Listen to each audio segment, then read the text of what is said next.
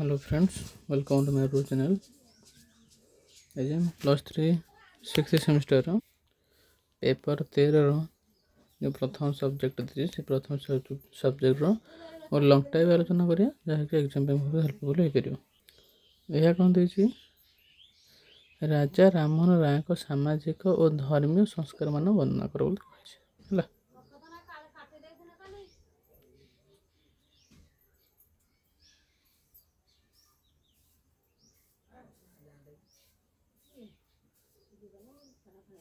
कौन देछि भारतीय नवजागरण पुरोधा होउछन्ती राजा राममोहन राय।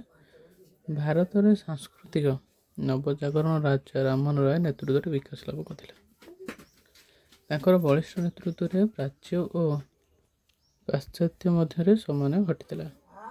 यह महामनीषा 1772 मसीहा मे मास 22 तारिख में बंगदेशर वर्धमान जिले में अवस्थित राधानगर ग्राम जन्मग्रहण करते। से एक रक्षणशील ब्राह्मण परिवार जन्मग्रहण करते।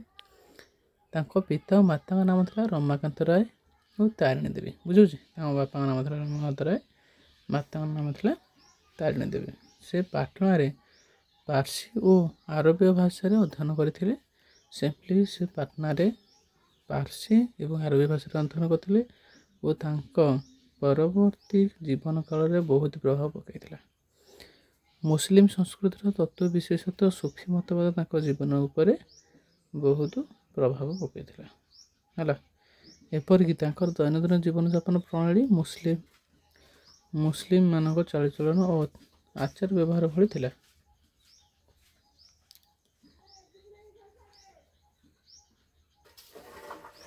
एणु निश्चित भाव में कहुचे से कोरान ग्रंथ को प्रांजल भाव में अध्ययन करते कहुचे। पाटना उच्च शिक्षा लाभ कर राजा राममोहन बनारस को संस्कृत शिक्षा लाभ करने शिक्षा शेष होगा पर 3-4 वर्ष काल से भ्रमण कटाई। यह भ्रमण समय विश्वास करा जाए से तिब्बत को जाइए। तिब्बत फेरिया पर से बनारस रे वास करते और हिंदू मानकर धर्म तत्व उपर ज्ञान आहरण करते। ख्रीष्टीय धर्मग्रंथ बाइबल चिंताधारा को किसी परिमाण रे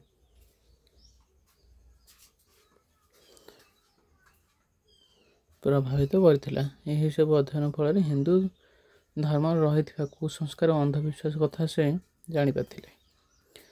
राजा राममोहन राय समस्त शिक्षागत योग्यता हासिल कर सारा पर कलिकता सहर में बसवास करते। से कलिकता ब्रिटिश साम्राज्यर मुख्य केन्द्रबिंदु था। 1905 रु 1814 ख्रीष्टाब्द मध्य राजा राममोहन राय जॉन दिग्बे नामक ईस्ट इंडिया कंपनी को इंग्रेज कर्मचारी संस्पर्श में आसी। यही समय मध्य से 2 थर ईस्ट इंडिया कंपनी कर्मचारी रूपे योगदान करते। द्वितीय थर पर से कलेक्टर दिग्विजय अधीनस्थ कर्मचारी भाव में कार्य करते। यही समय मध्य से इंग्रेज भाषा को संपूर्ण भाव में अख्तियार करते।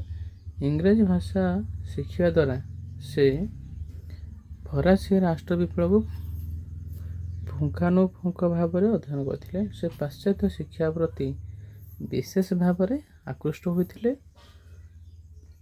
1814 मसीह से कंपनी चाकरी इस्तीफा देते और कलिकता अवसर समय तक कटाई। संस्कारगत आंदोलन आरंभ करने मुख्य उद्देश्य था हिंदू समाज में प्रचलित थिबा अंधविश्वास कुसंस्कार और केतेक सामाजिक प्रथार परिवर्तन आने से दृढ़ उद्यम करथिले। तांकर यही संस्कार भारतीय मानक मध्य राजनैतिक शिक्षागत अर्थनैतिक क्षेत्र में एक नूतन अध्याय सृष्टि करथिला। भारतीय समाज धार्मिक संस्कार मानवीय मूल्यबोधर जड़े महान प्रवक्ता एक सुप्त जातिर महान मंत्रदाता और नवजागरण जड़े विशिष्ट कर्णधारा रूपे राजा राममोहन अवदान चिरस्मरणीय। राजा राममोहन राय बहु ईश्वरीय उपासना को ବିରୋଧ କରୁଥିଲେ। ସେ କହୁଥିଲେ ଯେ ବେଦରେ ଲିଖିତ ହିନ୍ଦୁ ଧର୍ମ ଓ ଦର୍ଶନ କାଳକ୍ରମେ ରକ୍ଷଣଶୀଳ ବ୍ରାହ୍ମଣମାନଙ୍କ ଦ୍ୱାରା ପୂର୍ଣ୍ଣ ମାତ୍ରାରେ କଳୁଷିତ ହୋଇଯାଇଛି। ତଦ୍ୱାରା ତାଙ୍କ ବ୍ରାହ୍ମଣମାନଙ୍କ ପ୍ରତି ବିତୃଷ୍ଣା ଭାବ ଜନ୍ମିଥିଲା। ସେ ବିଭିନ୍ନ ଧର୍ମାବଲମ୍ବୀ ଲୋକମାନଙ୍କୁ ପରସ୍ପର ମଧ୍ୟରେ ସ୍ନେହ ଓ ପ୍ରେମ ଭାବ ବଜାୟ ରଖିବା ପାଇଁ ଆହ୍ୱାନ ଦେଇଥିଲେ। ଏକ ଈଶ୍ୱର ବିଶ୍ୱାସ କରିବା ପାଇଁ ସମସ୍ତଙ୍କୁ କହୁଥିଲେ। ତେଣୁ ରାଜା ରାମମୋହନ ରାୟ ତତ୍କାଳୀନ ହିନ୍ଦୁ ଧର୍ମରେ ପ୍ରଚଳିତ କୁସଂସ୍କାର ବିରୁଦ୍ଧରେ ସ୍ୱର ଉତ୍ତୋଳନ କରି ଏକ ବଳିଷ୍ଠ ସଂସ୍କାର ଆଣିବା ପାଇଁ ଉଦ୍ୟମ କରିଥିଲେ। କଲିକତାରେ ତାଙ୍କର ରହଣି ସମୟରେ ସେ କେତେକ ବିଶିଷ୍ଟ ଶିକ୍ଷାବିତ୍ଙ୍କ ସଂସ୍ପର୍ଶରେ ଆସିଥିଲେ, ଯେଉଁମାନେ କି ପାଶ୍ଚାତ୍ୟ ସଂସ୍କୃତି ଦ୍ୱାରା ପ୍ରଭାବିତ ହୋଇଥିଲେ।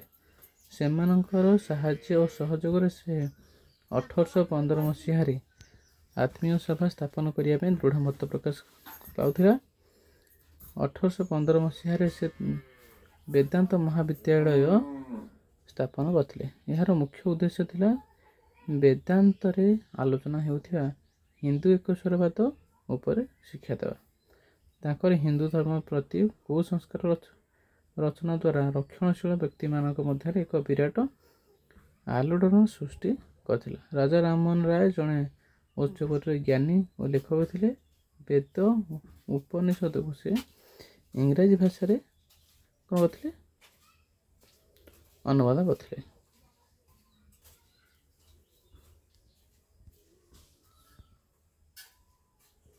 ଏହା ବ୍ୟତୀତ ସେ ଅନେକ ଗୁଡ଼ିଏ ପୁସ୍ତକ ମଧ୍ୟ ଲେଖିଥିଲେ। ତାଙ୍କର ପ୍ରସିଦ୍ଧ ପୁସ୍ତକ ଗୁଡ଼ିକ ହେଲା କ'ଣ?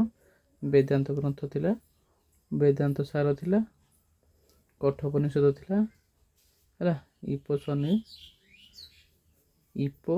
ଉପନିଷଦ ଥିଲା।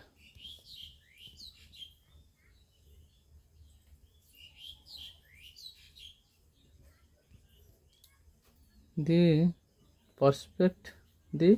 ପରସେପ୍ଟ ଅଫ୍ ସେଜସ୍ ଓ the guide to peace and happiness ଶେଷୋକ୍ତ ପୁସ୍ତକ ଦୁଇରେ ସେ ଖ୍ରୀଷ୍ଟ ଧର୍ମ ଆଧ୍ୟାତ୍ମିକ ଚିନ୍ତାଧାରା ଉପରେ ମୁଖ୍ୟତଃ ପ୍ରାଧାନ୍ୟ ଦେଇଥିଲେ।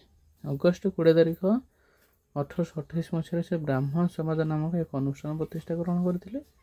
ଏହି ସମାଜର ମୁଖ୍ୟ ଉଦ୍ଦେଶ୍ୟ ଥିଲା ଭାରତୀୟ ସମାଜ ଓ ସର୍ବଧର୍ମ ମଧ୍ୟରେ ସମନ୍ୱୟ ରକ୍ଷା କରିବା। ରାଜା ରାମମୋହନ ରାୟ ଏହି ସମାଜ ମାଧ୍ୟମରେ ତତ୍କାଳୀନ ହିନ୍ଦୁ ଧର୍ମ ମଧ୍ୟରେ ପ୍ରଚଳିତ କୁସଂସ୍କାରକୁ ମୂଳୋତ୍ପାଟନ କରିବାକୁ ପ୍ରୟାସ କରିଥିଲେ ଓ କେତେକାଂଶରେ ମଧ୍ୟ କୃତକାର୍ଯ୍ୟ ହୋଇଥିଲେ। ଏହା କହିବା ଅତ୍ୟୁକ୍ତି ହେବ ନାହିଁ ଯେ ପ୍ରକୃତ ପକ୍ଷରେ ବ୍ରାହ୍ମଣ ସମାଜ ଭିନ୍ନତା ଭିତରେ ଏକତା, ସ୍ୱାଧୀନ ଚିନ୍ତାଧାରା, ସାହସିକତା, ମନୋବଳ ପ୍ରଭୃତି ଉପରେ ପର୍ଯ୍ୟବେସିତ ଥିଲା।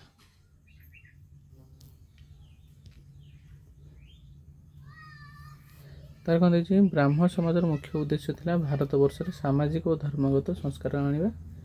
ତତ୍କାଳୀନ ସମାଜରେ ଜାତି ପ୍ରଥା, ବାଲ୍ୟ ବିବାହ, ବହୁ ବିବାହ ଓ ସତୀଦାହ ପ୍ରଥା ପ୍ରଭୃତି ଅନେକ କୁସଂସ୍କାର ପ୍ରଚଳିତ ଥିଲା। ସେହି ସମୟରେ ଭାରତୀୟ ଧର୍ମରେ ପ୍ରଚଳିତ ବହୁ ଈଶ୍ୱରୀୟ ପୂଜା ଓ ପ୍ରତିମା ପୂଜା ପ୍ରଭୃତି କୁସଂସ୍କାର ବିରୁଦ୍ଧରେ ରାଜା ରାମମୋହନ ରାୟ ସ୍ୱର ଉତ୍ତୋଳନ କରିଥିଲେ। ନାରୀ ଜାଗରଣ କ୍ଷେତ୍ରରେ ତାଙ୍କର ଭୂମିକା ଉଲ୍ଲେଖନୀୟ ଥିଲା। ସତୀଦାହ ପରି ଏକ ଘୃଣ୍ୟ ପ୍ରଥା ଭାରତବର୍ଷରେ ପ୍ରାଧାନ୍ୟ ଲାଭ କରିଥିଲା। ତତ୍କାଳୀନ ସମାଜରେ ବିଧବା ପତ୍ନୀକୁ ପରିବାର ବର୍ଗ ବଳପୂର୍ବକ ଅଗ୍ନିରେ ନିକ୍ଷେପ କରୁଥିଲେ କିମ୍ବା ବିଧବା ସ୍ତ୍ରୀ ସ୍ୱଇଚ୍ଛାରେ ସ୍ୱାମୀଙ୍କ ଚିତାଗ୍ନି କୁଣ୍ଡରେ ଝାସ ଦେଉଥିଲେ।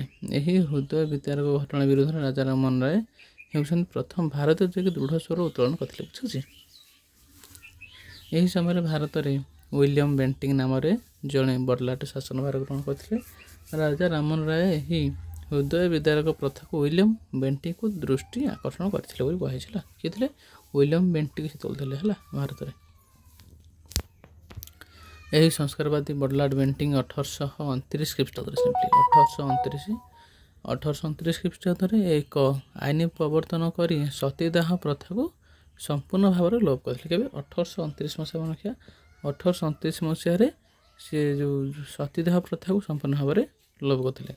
ଏହି ଆଇନକୁ ରଦ୍ଦ କରିବା ପାଇଁ କେତେକ ନୈଷ୍ଠକ ହିନ୍ଦୁ ଗୋଷ୍ଠୀ ପ୍ରତିବାଦ କରିଥିଲେ, କିନ୍ତୁ ରାଜା ରାମମୋହନ ବେଣ୍ଟିଙ୍କ ସହାୟତାରେ ଏହାକୁ ଦମନ କରିଥିଲେ। ଏହାଛଡ଼ା ସେ ବାଲ୍ୟ ବିବାହ ପରି ଏକ ଘୃଣ୍ୟ ପ୍ରଥାର ମଧ୍ୟ ବିରୋଧ କରିଥିଲେ। ଭାରତୀୟ ନାରୀମାନଙ୍କ କଲ୍ୟାଣ ପାଇଁ କାର୍ଯ୍ୟ ପ୍ରଶଂସନୀୟ ଥିଲା। ସେ ବିଧବା ପୁନର୍ବାର ବିବାହ କରିବା ଉପରେ ଗୁରୁତ୍ୱ ଆରୋପ କରିଥିଲେ।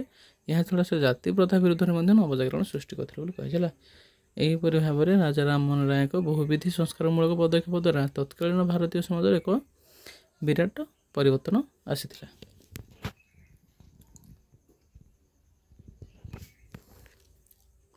ଏତଦ୍ ବ୍ୟତୀତ ରାଜା ରାମମୋହନ ରାୟ ଭାରତୀୟ ଶିକ୍ଷା ବିକାଶ ଉପରେ ଗୁରୁତ୍ୱ ଆରୋପ କରିଥିଲେ। ଭାରତୀୟ ସମାଜ ମଧ୍ୟକୁ ଆଧୁନିକତାର ଆଲୋକ ଆଣିବାରେ ତାଙ୍କୁ ଅଗ୍ରଦୂତ ଆଖ୍ୟା ଦିଆଯାଇଛି।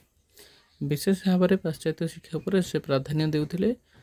1808 ମସିହାରେ ସେ କଲିକତାରେ ଏକ ହିନ୍ଦୁ ମହାବିଦ୍ୟାଳୟ ସ୍ଥାପନ କରିଥିଲେ। ପରବର୍ତ୍ତୀ କାଳରେ ଏହି ମହାବିଦ୍ୟାଳୟ ପ୍ରେସିଡେନ୍ସି ମହାବିଦ୍ୟାଳୟର ନାମରେ ପ୍ରତିଷ୍ଠା ଲାଭ କରିଥିଲା।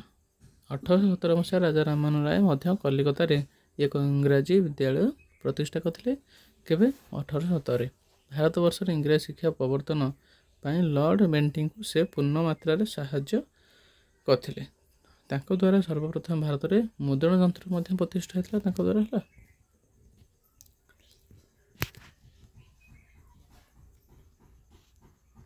ତାଙ୍କ ଦ୍ୱାରା କରାଯାଇଥିଲା। ସ୍ୱାଧୀନ ମତ ବ୍ୟକ୍ତ କରିବା ପାଇଁ ଭାରତରେ ସର୍ବପ୍ରଥମେ 1821 ମସିହାରେ ବଙ୍ଗଳାରେ ସେ ସମ୍ବାଦ କୌମୁଦୀ ନାମକ ଏକ ସମ୍ବାଦପତ୍ର ମଧ୍ୟ ସେ ସ୍ଥାପନ କରିଥିଲେ। ବୁଝୁଛି, ଯାହାକି କ'ଣ ହେଇଥିଲା? ସାପ୍ତାହିକ ସମ୍ବାଦପତ୍ର ପ୍ରକାଶ କରିଥିଲେ। ତତ୍ ପରବର୍ତ୍ତୀ ସମୟରେ ଅନ୍ୟ ଏକ ସାପ୍ତାହିକ ପୁସ୍ତକ ପାର୍ସୀ ଭାଷାରେ ପ୍ରକାଶ କରିଥିଲେ। ଏହିସବୁ ସମ୍ବାଦପତ୍ର ମାଧ୍ୟମରେ ସେ ତତ୍କାଳୀନ ସାମାଜିକ, ଧର୍ମଗତ, ରାଜନୈତିକ ସମସ୍ୟା ଉପରେ ଆଲୋଚନା କରିଥିଲେ। ଏହିସବୁ ସଂସ୍କାରମୂଳକ କାର୍ଯ୍ୟବଳୀ ତତ୍କାଳୀନ ଭାରତୀୟ ସମାଜରେ ନବଜାଗରଣ ଆଣି ଦେଇଥିଲା। ହେଲା। ରାଜା ରାମମୋହନ ରାୟ 1833 ମସିହା ସେପ୍ଟେମ୍ବର 27 ତାରିଖରେ ଇଂଲଣ୍ଡ ସ୍ଥିତ କ୍ରିଷ୍ଟାଲ ସହରରେ ଦେହତ୍ୟାଗ କରିଥିଲେ। କେବେ? 1833 ମସିହାରେ ହେଲା ସେ ଦେହତ୍ୟାଗ କରିଥିଲେ। ତାଙ୍କ ପରେ ଦେବେନ୍ଦ୍ରନାଥ ଠାକୁର, କେଶବ ଚନ୍ଦ୍ର ସେନ ଓ ଅନ୍ୟ କେତେକ ସଦସ୍ୟ ଏହି ଆନ୍ଦୋଳନକୁ ଜନପ୍ରିୟ କରାଇଥିଲେ। ରାଜା ରାମମୋହନ ରାୟ ଥିଲେ ଭାରତର ପ୍ରଦର୍ଶକ। ଯଥାର୍ଥରେ ତାଙ୍କୁ ଭାରତର ନବଜାଗରଣ ଜନକ ବୋଲି କୁହାଯାଏ। ତାଙ୍କର ମହାନ ଅବଦାନ ଭାରତ ଇତିହାସ ପୃଷ୍ଠରେ ଜାଜ୍ୱଲ୍ୟମାନ ହୋଇ ରହିବ। ମୁଁ ଆଶା କରୁଛି ଆଜିର ଯେଉଁ ଟପିକ୍ ଥିଲା, ଆମେ ଯେଉଁ ବିଷୟରେ ପଢ଼ିଲେ, ଏହା ବହୁତ ହେଲ୍ପଫୁଲ୍ ହେଇଥିବ ବୋଲି ଆମେ ପ୍ରତିଦିନ ଏଇଭଳିଆ ଟପିକ୍ ଆଲୋଚନା କରିବା। ବୁଝିପାରିଲେ, ଯାହାକି ଏକ୍ଜାମ୍ ପାଇଁ ବହୁତ ହେଲ୍ପଫୁଲ୍ ହେଇପାରିବ।